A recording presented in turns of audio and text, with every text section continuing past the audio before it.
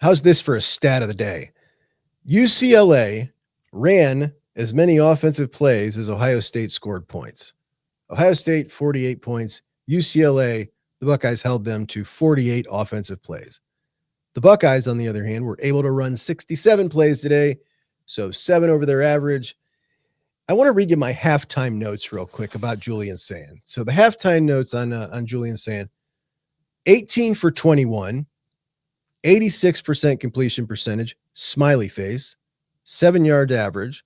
Warren was not pushing it down the field at all. Throwaway to Quincy, looked like a throwaway to Quincy Porter, and it was an absolute dime. I thought he was throwing it away. He had some pressure, rolled out, didn't even think he could have the arm strength to get it there. It was so smooth. It was beautiful. That stood out to me. Max Clare on a third down, dropped it over the shoulder. It was beautiful. Second possession, there was a pass to Brandon Innes with a guy draped over him, and Julian fitted in a window the size of a paper plate. Brandon held on to it. Excellent. And then the Bryson Rodgers touchdown. The Bryson Rodgers touchdown, which was kind of a busted play.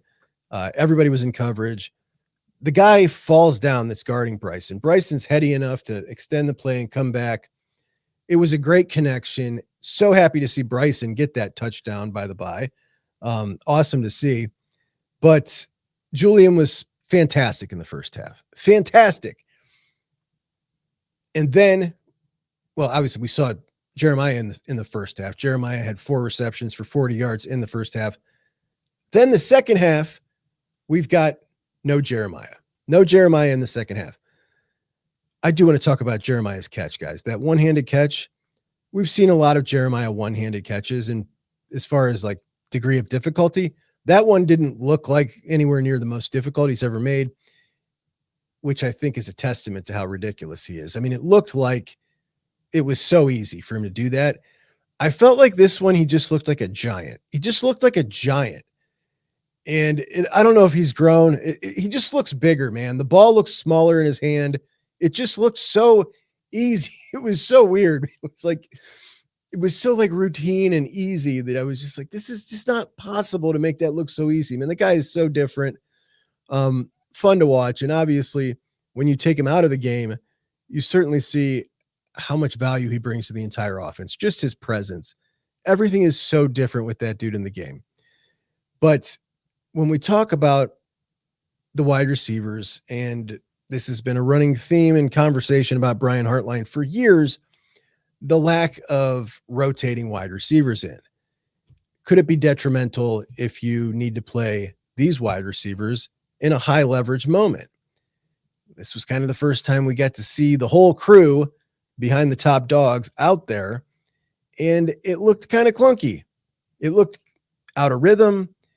It looked like Julian Sand needs work with them, which is, you would assume they've got plenty of rapport together. They need work together. Julian Sand in the second half, it was the first time, and this is really saying something, it was the first time of the year that it has felt to me like, man, a little frustration. The pass game isn't working well. We're in game number 10. It was the first time of the year that there was any frustration at all with the pass game. First time I felt it all year, which kind of goes to show just how ridiculously good it's been. It's been amazing all year long. Obviously, the completion percentage is ridiculous. And unfortunately, it's not going to finish with a ridiculous number tonight, as after going 18 for 21 in the first half, Julian goes 5 for 10 in the second half before he gets pulled. That drops it down to 74%. Now, 74% is obviously excellent, but he's going for a record. Will Howard, 8 games of over 80% completion percentage, broke CJ Stroud's record, and I'm hoping that Julian can break that record. This was supposed to be game number 5, and he had it in the bag, pulled the wide receiver, the top dog, and then all of a sudden we fall off the face of the earth. But obviously, that's not what it's about. What it's about is these wide receivers, the Bryson Rodgers and Brandon Innes, Mylan Graham, Quincy Porter. I thought Quincy Porter looked pretty good. I was hoping we would see a little more of him. We didn't see too much of him at all. Mylan Graham, I think it's I think that maybe we have been, maybe as a fan base, the overall excitement for Mylan Graham is more about his athleticism and maybe at this point less about his wide receiver skills. It looks like he's probably still got quite a bit more to develop as a wide receiver before he's going to come in and make a big impact. I think the spring game where he just showed off that just ridiculous deer-like spring when he's running and cutting, and certainly it got everybody really excited. But when we talk about running routes, very little separation, his ball skills I don't think are, top notch yet. And obviously after watching Carnell and JJ, everybody's going to look pretty pedestrian when they come in and substitute for them. But I think he's got a little bit of a way to go still. On the flip side, Brandon Innes was pretty sensational today. He is my player of the game, the Juckeye of the week, and I feel good for him. The guy's a captain. He works his butt off, and he was kind of the hero, converting third downs, moving the chains, really tough catches, contested catches, and some will say, well, that's because he gets no separation. I get it. I thought he played his butt off, and he made some clutch plays. I think he made 3 clutch plays, and that's excellent. So led the team in receptions for the first time in his career with 6, just 30 yards. But again, some clutch balls in there. Great throws by Julian to BI, except for the one right before halftime, which was like, what in the hell was that? Max Clare, 5 receptions for 26 yards. Nate Roberts, our guy Nate, 2 catches, 24 yards, finally playing his actual position and not fullback. Looked great. One of them was a clutch third down. Beautiful throw from Lincoln Keenholz, guys. I don't know what you thought about watching Lincoln tonight. He was 3 for 3, had that sweet run. I think the rest of the country, it's stuck my lip. I think the rest of the country who has been so frustrated with this Buckeye team as they're just irritated that somehow this Ohio State team is better than the last.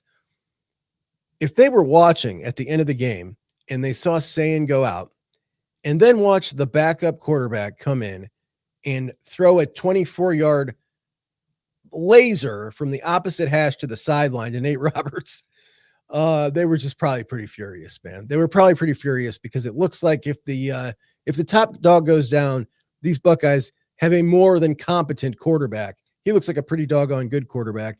We saw him truck that DB, get fired up and draw it in his face, which was awesome. Really happy for him because if nothing else, man, we don't know how many snaps he's going to get for the rest of the year. He may not get many at all. And odds are he's going to be shopping for somewhere else to go start next year. Very good for him to be able to even get just that on tape. What he put on tape tonight was good. So I was happy for him. The offense as a whole ended up having 9 total possessions.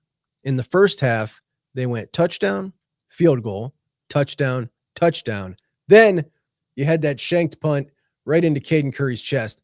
Caden Curry will get credit for that block punt, and he deserves it. If anybody gets a fluky block punt credit, it should be Curry because he's actually blocked a punt before the Indiana game, which was a huge block punt.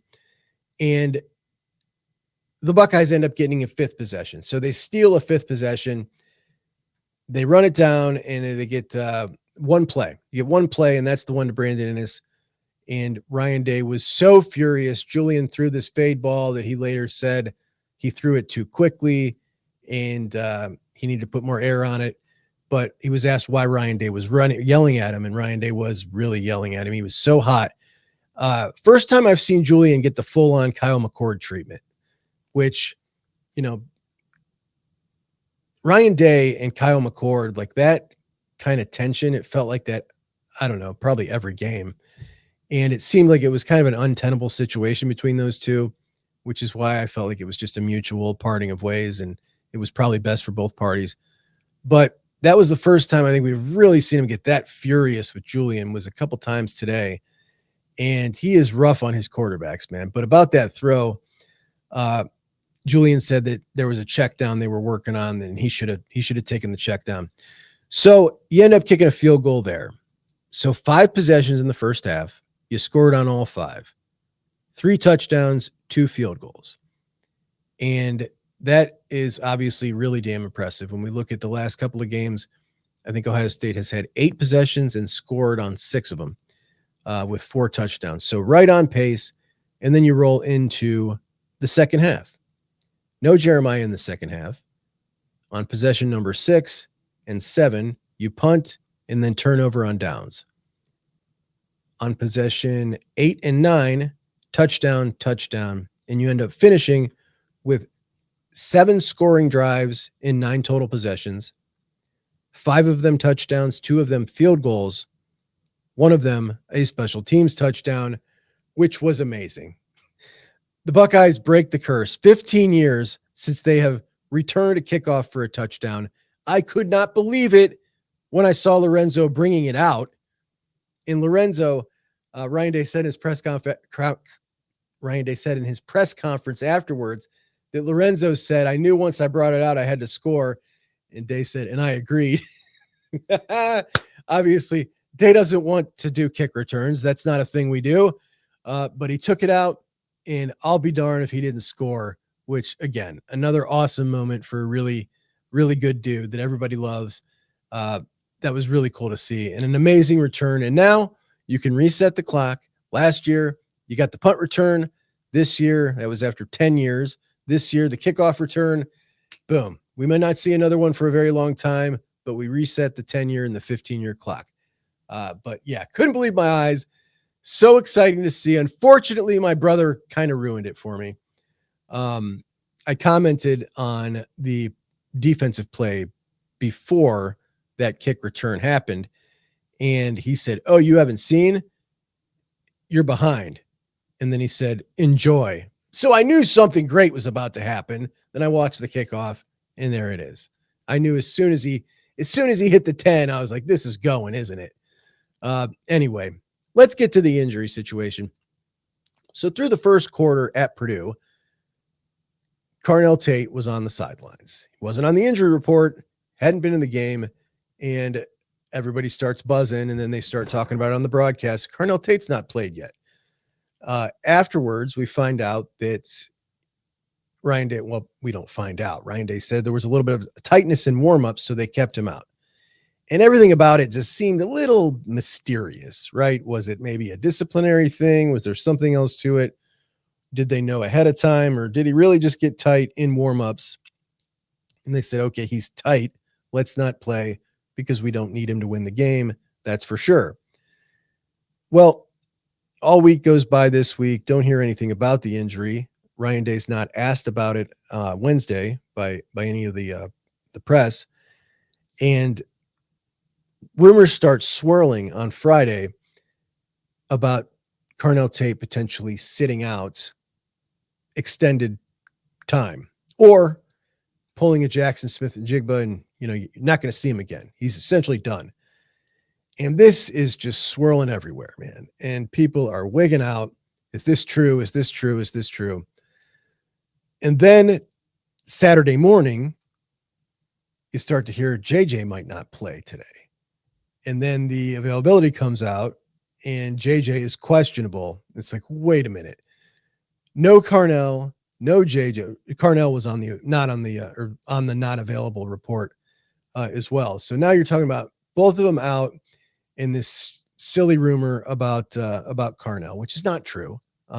Obviously, as Carnell is, I mean, if anybody would do that, you would say JJ would do that. Carnell still has something to gain by playing college football. Jeremiah Smith, he's the number 1 pick if he shuts it down right now. The point is both of them are competitors. And if that is a trend that starts, guys sitting out the playoffs, we may see it, and we may see it start. It is not going to start at Ryan Day's Ohio State. That's not where that trend starts. No doubt about that in my mind. Anyway, I was talking to Mark Givler about Jeremiah, as we did end up seeing him in the first half, but then we start seeing him with this kind of looks like maybe a hamstring or a groin is sore, and he's taking these little choppy steps, but he doesn't look like a guy that's hurting. He's got a huge smile, and we know this because the camera panned to him after like every other play to see what Jeremiah was thinking, and he was all smiles all game. But certainly was hobbling, little tiny steps. It didn't seem like there was an injury. There was an injury going in. It didn't seem like there was any play that he got injured. I don't remember him grabbing anything. Again, I haven't rewatched the game yet, but I don't know, man. I don't know what the situation is. But after the game, Ryan Day was asked about it directly, asked about both of them directly. Are you worried long-term about them? He said, no. And it was a very firm answer. And it seems like they're both okay. They're going to be good to go. I would say probably not against Rutgers, right? I mean, would you want them to play against Rutgers? There's two schools of thought. Obviously, you want them going into the game as sharp as possible. But if there's a potential risk for either of them to prolong an injury or retweak an injury, certainly not worth it at all, because you've got faith that passing game, which has clicked very well all year, will be able to get right back into rhythm. It doesn't even feel like something that, 2 weeks off would affect much at all. However, if Carnell Tate does not play against Rutgers to the Michigan game, well, now we're looking at, 4 weeks time off, really. The week leading into the Purdue game, then the week leading into the UCLA game, then the week leading into the Rutgers game, then the week leading into the game. That's 4 weeks time if Carnell doesn't play against Rutgers. Obviously, plenty of time to get him healed up, but is it enough time that it's going to, make him kind of crusty going into the game? I don't know. But if there's any additional risk, they're obviously not going to take it, and we won't see those guys, which means we will see Bryson, Quincy, Milan against Rutgers. And I'm all for it. They got to develop some chemistry. However, I'm also got in the back of my mind, like, the completion percentage went down today, and I need my dude to finish over 80%. So it dropped slightly. He's got a little point to play with here, but these guys aren't catching balls at as high of a clip. They need some serious work and practice this week. Now, let's get to our next topic, which is going to be the run game. And on the availability report was CJ Donaldson, meaning he would not play this evening. And that means, are we going to see three backs, or maybe are we going to dip into one of the guys we haven't seen this year? Turbo Rogers, Sam Williams-Dixon. Well, we end up just seeing the three: Isaiah West, Bo Jackson. And the first thing, James Peoples, that I thought of was, man, we're finally going to get to see Isaiah and Bo in short yardage situations, which is fantastic. But I guess before we talk about the running game, we can't really talk about it without talking about the offensive line. So last week I did a whole episode about the offensive line. A whole episode was like 20 minutes. And in that episode, it was about the poor performance that they had in the first half against against Purdue. But it was the second game in 3 games that they had a poor performance, as their worst game of the year up to that point was Wisconsin just 2 games prior. And, that was game number 7 and 9 of the season. 2 out of 3 in game 7 out of 9 by a veteran offensive line against a bad opponent. And I felt that, it deserved to be talked about for sure. And I was pretty critical, particularly with Tegra, but not just Tegra. And, there are some people, like, if you don't appreciate the 10-0 football team, or if you're angry when the team doesn't cover the spread and say they suck, or if you're disappointed when they sign a 3-star and you haven't even looked at the kid, or if you're coming out of a game like this game against UCLA, where the offense scored on 7 of 9 possessions, and you say, like I saw some people comment in the comment section when we were live on the post-game show, that this was a concerning performance. Like, if that is all of those things right there, like, I think all of those are examples of what you could fairly say, that's a spoiled fan kind of comment, right? You could say that about any of those kind of comments. Now, I'm fine with that, because I don't tell people how they should be a fan. We all get enjoyment out of being a fan in our own ways. Some people like being a fan and like being angry about it. I get it. Some people are positive 100% of the time and don't want to hear anything negative about their team. And I get that too. But after that episode I did criticizing the offensive line for their, performance that deserved to be criticized, I avoid the comments section after episodes like that because people say things like, you're spoiled or you're whining, and pointing out a very poor performance in an area of the team in a specific game, and giving examples of the poor performance. That's not whining and that's not being spoiled. That's being honest. I told you what happened. I showed you what happened, told you the truth. And if Tyler Bowen was sitting next to me, probably would have been nodding his head through most of the episode. I love Tyler Bowen. Everybody knows I love Tyler Bowen, but the truth is, like, Tyler Bowen hasn't done a ton to earn that love yet. He's just a football dude that's got the it factor. And I think he's going to be a head coach. 7 total commits on the offensive line he has got so far. 5 of them are Ohio kids. He's kind of just done everything that'll make me love you. But, his offensive line has not been flawless this year. However, you're making changes. You got a new coaching structure with 3 offensive line coaches with Marcus Johnson and Charlie Dickey and Tyler Bowen. And things have changed. So take a little time to get used to it. But Tyler Bowen and the crew obviously felt the same way that many of us felt after the performance against Purdue, because today, Tegra, after playing 40 to 60 snaps in the previous 5 games, played just 24 snaps. And this is with Padilla on the injury report. They brought Van Sickle back in. Now, Gabe Van Sickle wasn't very good against Purdue. Wasn't very good, made a lot of errors, but when he did the right thing, he was good, right? He just had a lot of errors. He's not ready. And they ran Gabe out there, and Gabe played 44 snaps to Tegra's 24, which tells us a few things. One, they obviously have had enough. They're not just looking for someone to spell Tegra a few snaps here and there. They are looking for someone to more than split the snaps. They want somebody to take that position over. And Gabe, with 44 snaps to Tegra's 24, did a very, very good job. A very, very good job. And it looks like we will probably continue to see this, whether it be a little more Padilla when he's healthy or just all Gabe. But it seems like Tegra's losing. Tegra's losing the battle here. I think it's a good thing. Obviously, we saw the running game. It looked great today. There wasn't a lot of breakdowns. Maybe there wouldn't have been a lot of breakdowns if Tegra had played his normal snaps today. We don't know. We can't know.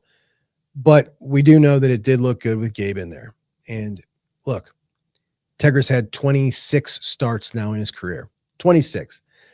As a whole, the group only gave up 1 sack, 2 pressures total. 1 pressure came from Carson Hinsman.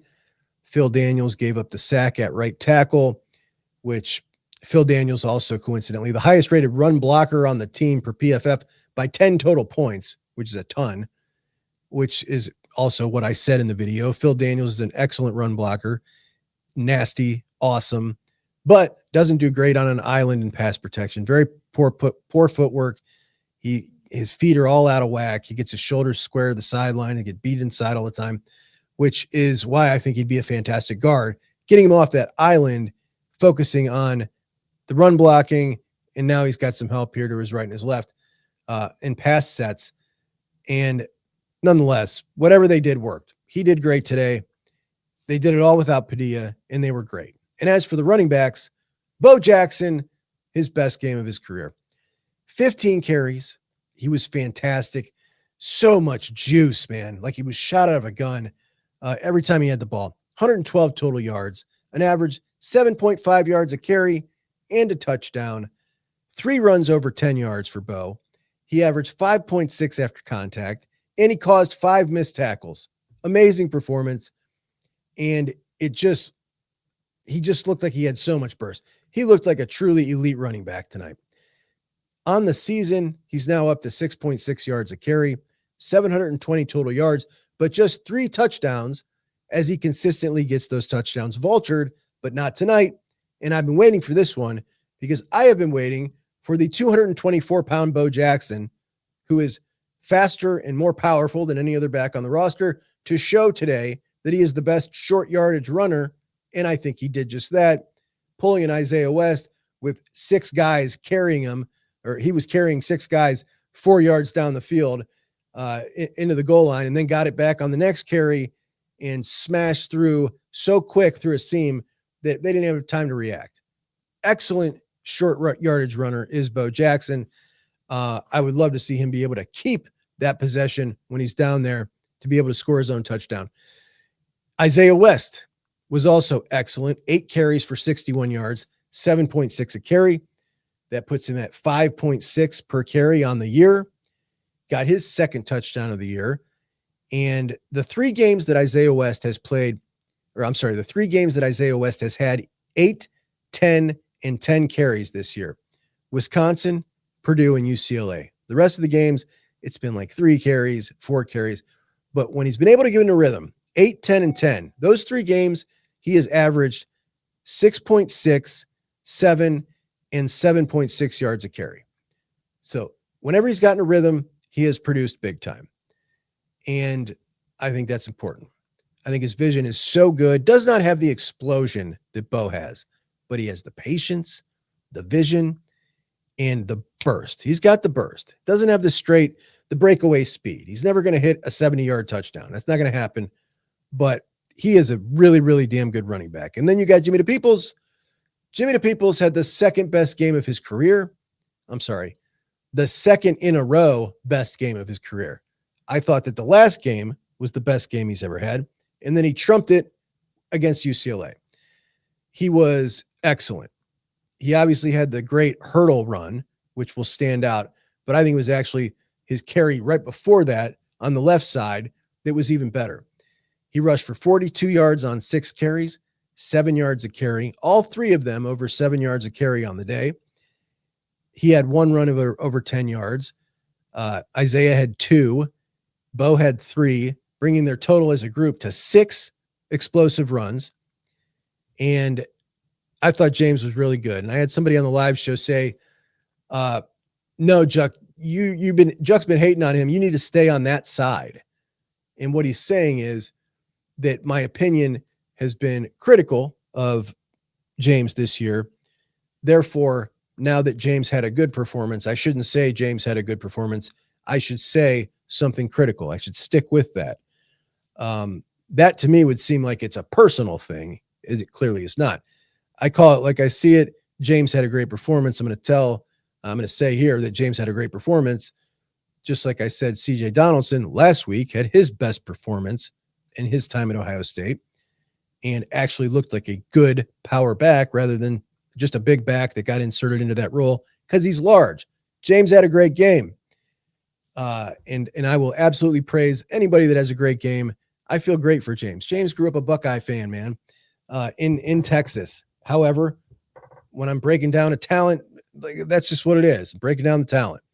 And as far as talent in that running back room, it goes in order, coincidentally, exactly how the stats line up. Bo, Isaiah, James Peoples.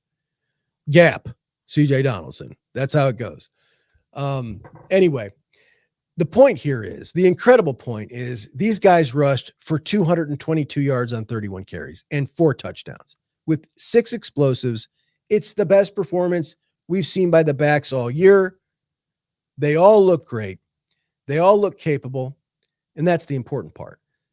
The most important part is the offensive line facilitated it.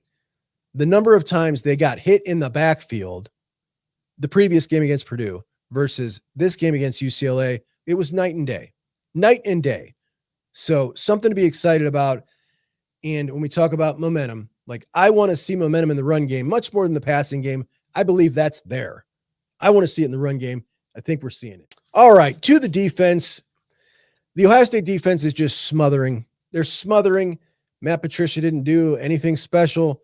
Basically just told the guys to go smother them, and they smothered them. And that's what it was.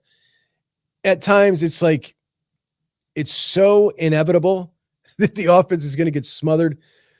When they try to run to the sideline or hit the edge, the speed, the team speed of the defense is so fast that I was talking to my brother, and he was like, they really need to add 7 yards to the field. It's 53 1/3 wide. They need to add 7 yards, make it 60, and give the offenses a chance. Because if you're going against a defense like Ohio State, there's no prayer.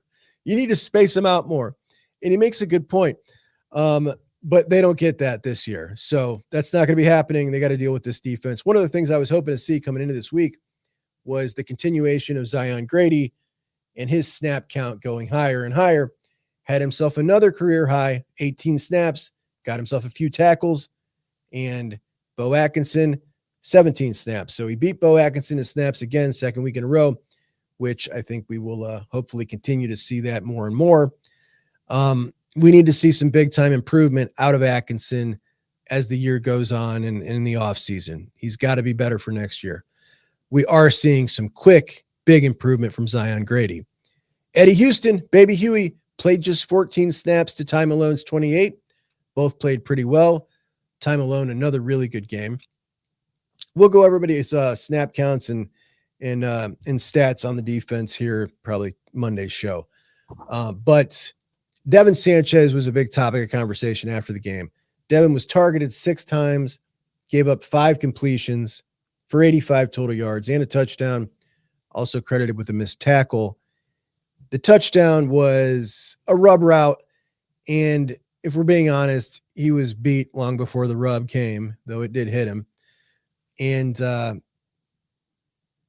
other one, the long touchdown, not touchdown, the long reception by the one wide receiver that Devin gave up he was like 2 steps late. And it's just, this was his worst game since the game against Illinois. That game, he was targeted, I think, also 6 times with 5 completions for maybe 4 completions for 55 yards. Also missed a tackle that day. There's a lot of things you can look and you can say he's young. He made the wrong decision. He was confused. There's other things you can look and say, well, that right there that's speed and quickness and instinct on that particular play. There's no confusion. That's your guy. He's coming off the line. Cover him, right? But you learn the tricks of the trade. We know he's got the measurables. We know he's got the speed. It'll all come together. I mean, you can't really doubt this at this point. It'll all come together. He's now played like 200 snaps, which is a ton of snaps. And obviously you would hope that you'd be able to use him a lot if you needed him right now, because he is clearly your number 3 guy over Aaron Scott. But, a rough game. And I do think that there is value in having rough outings as a young guy and getting him out of the way as fast as possible, because they're going to need him next year. And if we were counting on them rotating him in, here and there, last year, I don't think it would have happened. So it's great that this year, remember last year, Jermaine Matthews didn't get hardly any run until after the Oregon game. This year, right off the rip, we're seeing Devin play and play and play. So it's a great thing. Obviously we'll watch it. We'll see. We'll see him get better. There's very, very little doubt, I think, that he is going to eventually be a dude, right? A total dude, not just a little dude, a total dude. Michigan won on a last-second field goal and beat Northwestern from Wrigley Field today. Bryce Underwood was very good.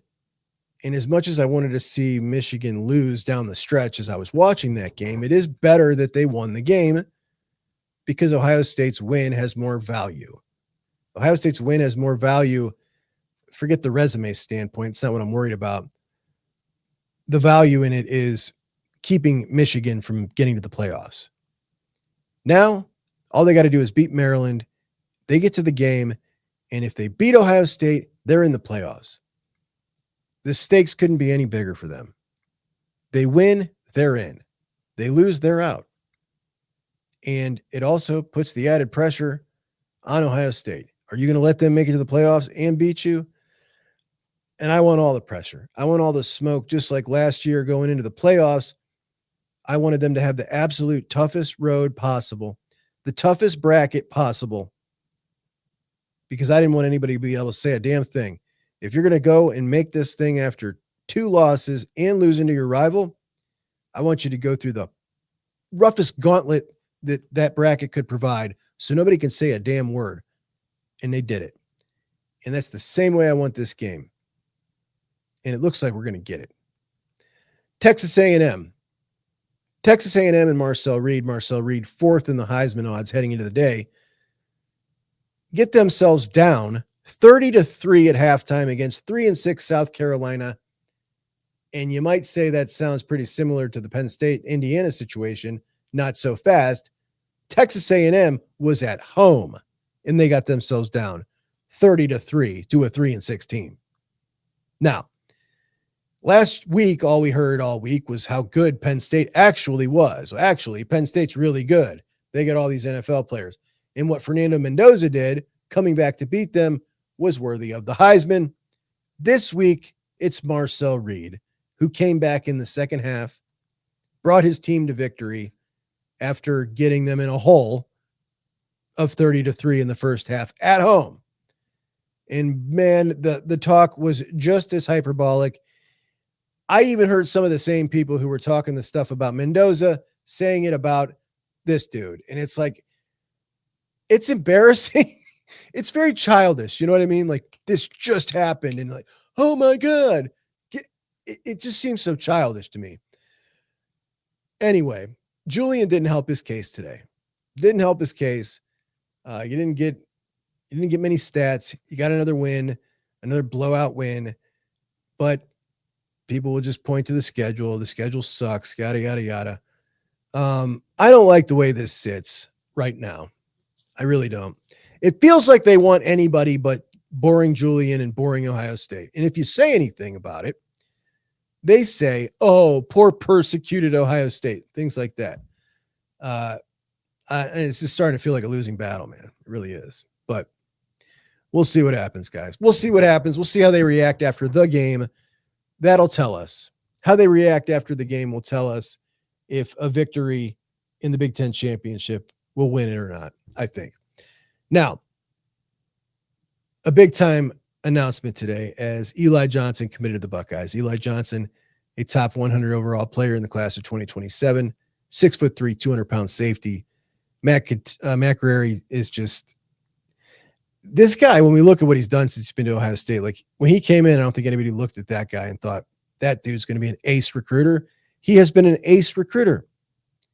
Fahim Delane was his number one target. Blaine Bradford was his top 2 target. Eli Johnson is one of his top 2 targets. Talked about it before the weekend that Jaquan Snell, Eli Johnson were his top 2 targets. This dude has landed one of his top 2 targets in each class since he's been here. Don't forget, he's also got Angelo Smith in that class of 2027, Jeremiah's little brother, which I love. And this guy's just an ace, man. He's a total ace. That is the 6th commit in 2027, a class that's looking real, real good. So excited about that. And I put a video earlier. Eli committed right before kickoff. Like, dude, it's like you want to get the maximum impact, man. You get the most bang for your buck. And I don't know, maybe a young guy thinks so. Everybody's going to be excited. The game's about to start and to commit, but really nobody even caught the word. And this is a big, big deal, guys. This is a high level player for sure. And he's just going to continue to rise. So exciting stuff, man. Really exciting. All right, guys, the voice getting a little rough. I do appreciate you joining me as always. Check me out on Monday's show here at Juck on Bucks. We will also, of course, be live on Buckeye Huddle, where we are at every Monday and Wednesday at 8 p.m. over on the Buckeye Huddle channel. Please do check me out over there and join me in the chat. Talk to me live. Bring your questions or fair criticisms. We can always do fair criticisms, just not nonsense criticisms, or we'll call them nonsense criticisms. Please do like and subscribe to the show. Subscriptions to not just my show, but any show you like are the currency by which we operate.